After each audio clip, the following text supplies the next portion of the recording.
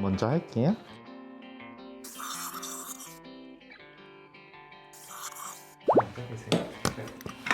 얼얼한 느낌 나시죠? 네.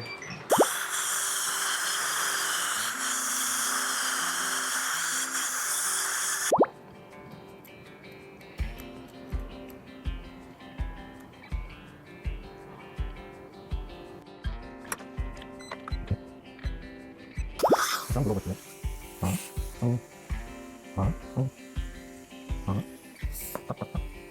일어나셔서 해보실게요.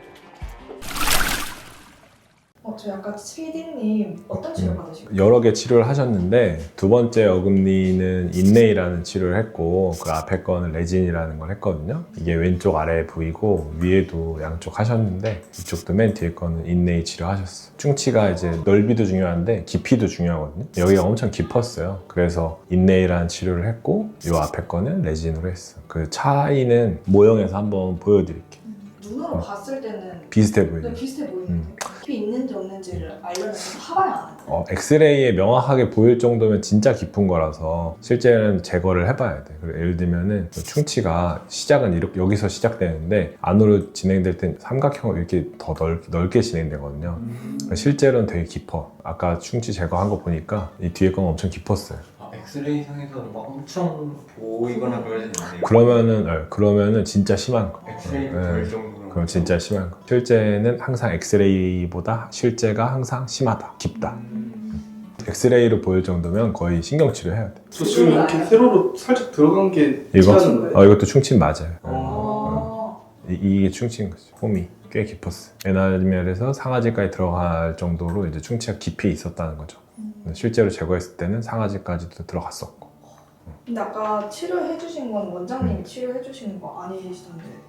저는 구강외과 전문이고 저도 뭐 충치 치료를 할 수는 있는데 저는 사랑니 발치나 임플란트 수술 이쪽이 좀 더 특화돼 있고 좀 전에 치료하신 분은 보존과 전문의 원장님이고 그분은 충치 치료나 신경 치료 이런 걸 저보다 훨씬 더 잘하거든요. 그래서 저희 병원에서는 충치 치료는 보존과 원장님이 대부분 하고 있어요. 그러니까 법적으로는 충치 치료는 누가 해도 상관없는데 특히 레진 같은 치료는 되게 예민한 치료거든요. 테크닉 센시티브하다고 하는데 보존과에서는 특히 그 레진이나 인레이, 그다음에 신경치료 이런 거를 전문으로 하는 과라서 저는 이쪽 충치 치료나 신경치료는 보존과 원장님들이 하는 게 환자분들한테 더 좋다고 생각하거든요. 그래서 그렇게 하고 있어. 근데 뭐 보존과 원장님이 없는 병원이 충치 치료 못 한다는 건 아니에요. 그거는 이제 의사들의 성향이고 그러니까 저는 좀 더 전문적인 영역의 사람들이 자기 역할을 하는 거를 더 선호해가지고 그런 식으로 운영하고 있어요.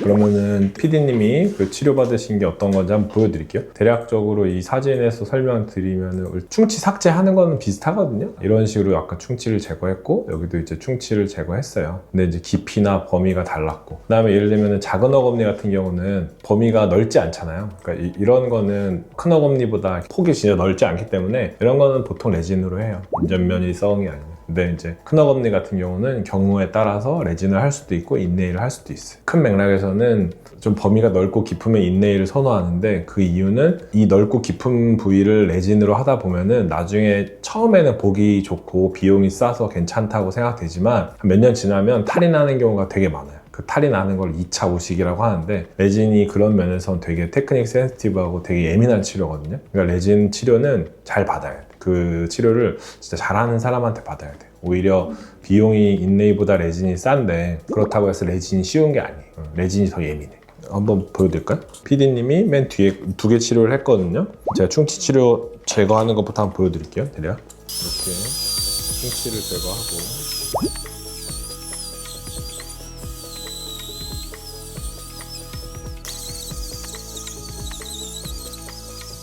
이렇게 이제 충치가 다 제거가 됐어요. 이런 상황에서 인레이라는 거는 이걸 본을 떠요. 본을 뜨거나 뭐 요즘엔 디지털로 스캔을 합니다. 그래서 요 모양에 맞춰가지고 충치를 채울 걸 만드는 거예요. 여기 보면은 전통적으로 금으로 하거나 아니면 이렇게 치아색으로 하거나 이런 식으로 만들어서 이걸 여기다 끼는 거죠. 그 미세한 간극이 있어. 그거는 이제 접착제로 메꾸는 거고. 그래서 이거를 골드 인레이, 뭐 이걸 치아색 인레이라고 해요. 이거는 이제 요 금 인레이를 붙이기 위한 접착제가 있고 요거는 또 이 인레이를 붙이기 위한 접착제가 있고 저는 금 인레이를 더 선호하긴 해요. 근데 이제 젊은 분들은 색깔이 싫으니까 치아색을 많이 선호하죠. 근데 이 치아색 인레이는 붙일 때 레진이랑 유사하게 되게 예민해. 테크닉 센시티브하다고 하는데 잘 붙여야 돼.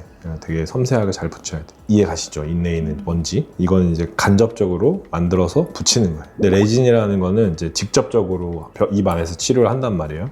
과정을 대략 보여드리면 이제 치아를 삭제했어. 그럼 이 치아랑 이 레진이 붙게 하려면은 몇 가지 도구가 필요해. 일단 이 에칭이라는 걸로 치아를 일부러 부식시켜요. 부식시켜서 치아에 구멍을 뽕뽕뽕뽕 나게 해요. 그래야지 접착을 할 거 아니에요. 그래서 에칭으로 부식을 시키고 이 본딩이라는 걸 이용해 가지고 그 구멍 난 부위에 접착제가 들어가요.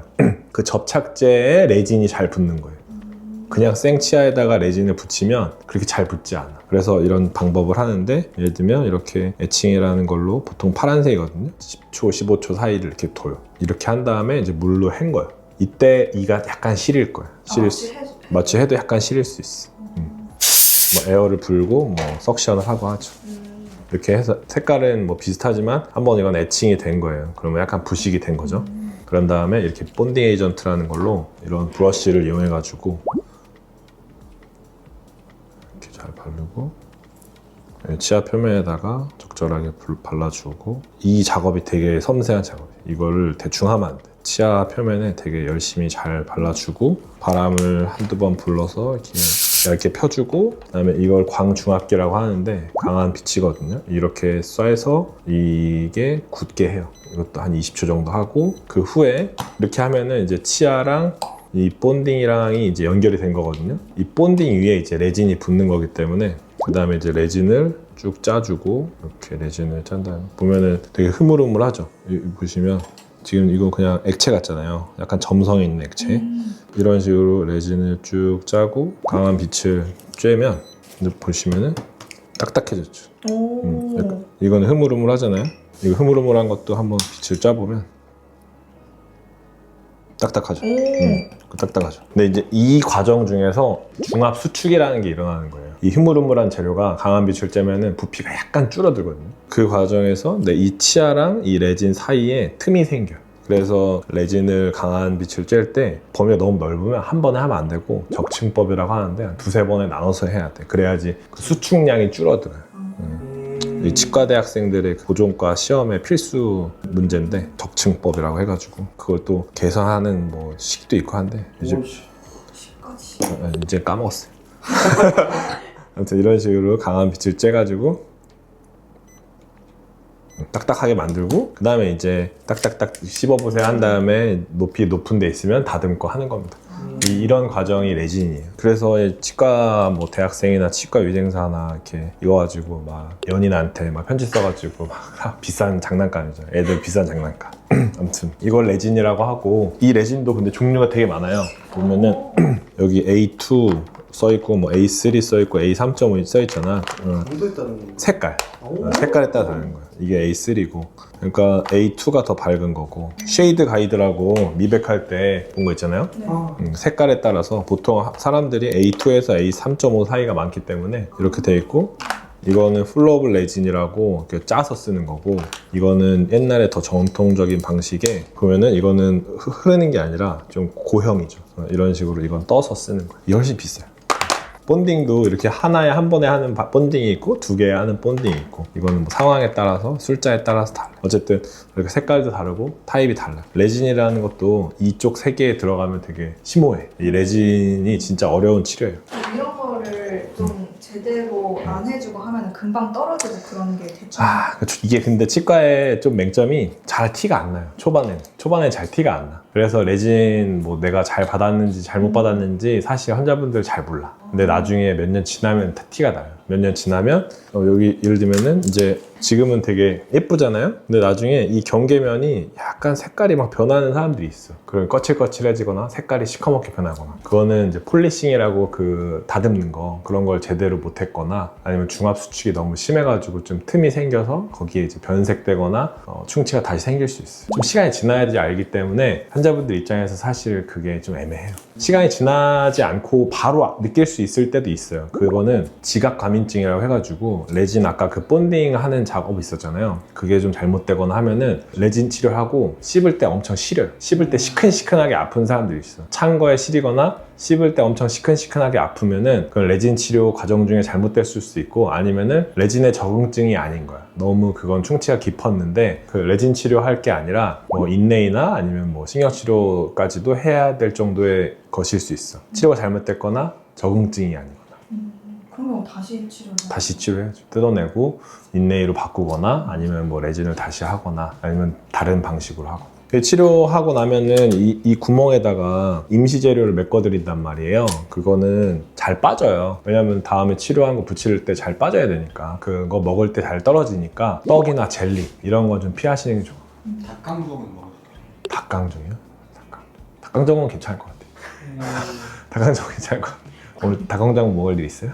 얼음 깨먹는 얼음 깨먹는 건 안 좋지. 왜냐면 엄청 시릴 거예요, 이가. 왜냐면 이 상황에서 치아에 자극이 가면은 치아가 되게 예민해질 수 있기 때문에 좋지 않죠. 20도 행복이 없어서 어렵게 먹는 게 행복. 생각해봐. 팔이 파여가지고 아픈 상황에서 이걸 계속 뭐 여기다 자극을 주면 좋지 않잖아요. 마찬가지예요. 치아를 삭제해가지고 상아지에 노출돼 있는데 거기에 계속 자극을 주면 신경 죽으라고 고사지만 안 하시는 게 좋아. 그리고 그 재료가 떨어지면은 빨리 와서 다시 붙이는 게 좋고, 그다음에 이제 이거를 충치 치료한 걸 이제 다음에 오셔가지고 붙이잖아요. 그때 되게 이가 시릴 수 있어요. 지금은 마취해가지고 모르는데 나중에 이제 붙일 때 되게 시릴 수 있어서 그런 경우에는 이제 붙이는 과정에서도 마취를 좀 하고 붙이는 분들도 있고, 대부분 통상적으로는 충치 치료한 거를 붙이면 인내에 붙이면 시린 건 많이 줄어들 거예요.